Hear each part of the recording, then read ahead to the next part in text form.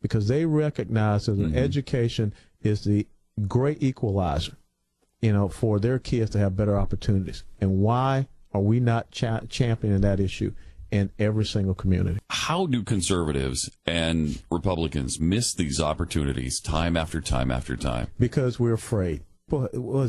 Jesse Jackson just came out, the Little League team that had their championship team, it's racist. It's always about color. Yeah. If we, and I'm talking to you white people, if you continue to allow the other side to demonize you, and as a Pavlovian experiment, you react to being called racist, they're going to continue to call you racist when you're not racist. I mean, I'm sitting here with 3 great guys here, and none of them have permanent tans. But the thing is this.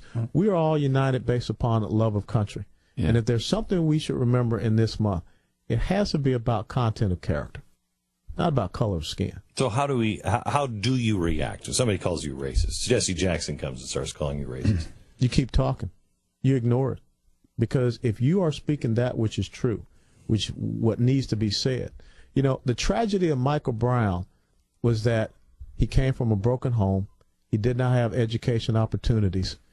And he was part of a black teenage unemployment rate that is close to 40% in the United States of America. And guess what?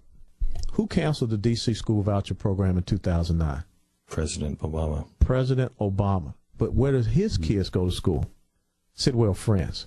Who went after the school choice school voucher program in Louisiana? The first black attorney general. But I guarantee you. Jeez. See, and why aren't we saying that? Why aren't we calling out their hypocrisy? That's the sad thing. Well, it's fear to some degree, as you point out. I mean, got to get by it. You mentioned this in the break, and it's something we should talk about, which is you were out there making a case essentially against the Progressive Caucus, and you used pretty strong terminology. When we've talked about it on the air 1,000 times as well, is that there's the split between the Progressive Caucus and socialism and communism is speed. There's very lack of a different direction. You came out and you said that, and that's what we always say. We want people to come out and say things like that. However, on the air, and I do remember talking about this a little bit, we kind of indicated, look, I wish he didn't say that. I wish he hadn't have said that because we were afraid for you. We don't want you to get attacked. Yeah. We want your voice there, and I used to get shot at. I used to jump out of airplanes in the middle of the night at 800 feet with 200 pounds of gear on me. Guys, you don't want me up there if I'm operating from an aspect of fear. That's true. Yeah. Okay, it's because true. If I'm afraid to make a statement like that, we're so used to everybody but operating how the hell though? Then do you how do I sit in a room with Vladimir Putin if I'm afraid to say something that is factual? Mm-hmm. Yeah. How do I sit down in front of Hassan Rouhani? How do I sit down in front of Xi Jinping?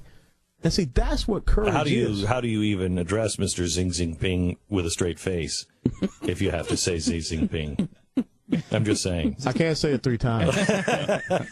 But that's what Ronald Reagan did when he sat in front of Gorbachev. Yeah. He was crystal clear. And they begged him not to do it. And had no problem saying it. They did not want him to say, Mr. Gorbachev, tear down this wall. Yeah, and but he did it anyway.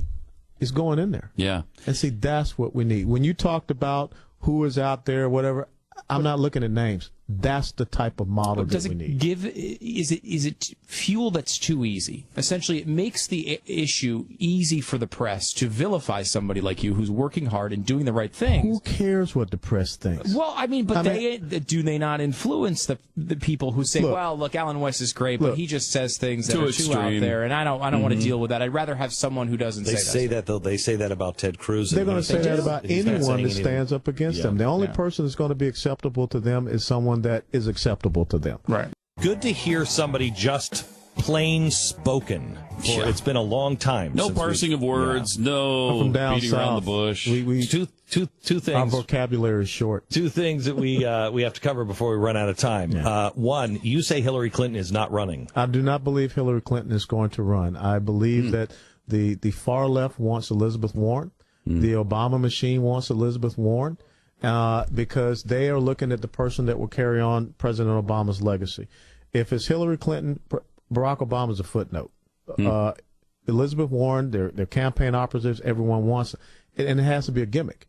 The first black president, which was really the first uber progressive president. So now how do you continue on the progressive march? You get the first woman progressive president. Then how will you continue that after that? You get the first Hispanic progressive president. And that's why Julian Castro was pulled out of his mayoral position in San Antonio. Now he's on the cabinet up there to give him that experience. Jeez. And then who knows what comes after that. But what we're looking at is 24 to 32 years of progressive socialist governance.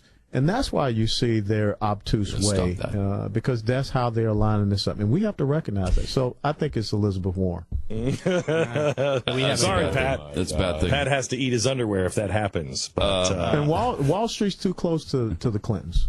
Yeah, too close to the Clintons. They don't trust that. What's your position on Russia? What can we do there? Because to stop the expansion, how would you handle that situation? First of all, you have to understand that Vladimir Putin is the strong man. He's KGB, and the only way you stand him down is to look at him square in the eye and meet him on the battlefield. Not saying that we have to get into a shooting war, but you have to show a commitment to those countries over there, being Ukraine, being Poland, being the Baltic states. By arming them, or arming them. There are different phases. They're arming them. There's military-to-military relationships that we could develop. But always remember the interesting thing that happened. On Monday, Secretary of Defense Chuck Hagel came out and announced that he was cutting back on the United States Army back to pre-World War II levels. Yeah. He announced that we were cutting the A-10 weapons platform, the best close air support platform. He said that on a Monday. People didn't realize what happened on Friday. They took Crimea. Wow. They are watching what we are doing, what we're saying, and the means that we're tipping ourselves.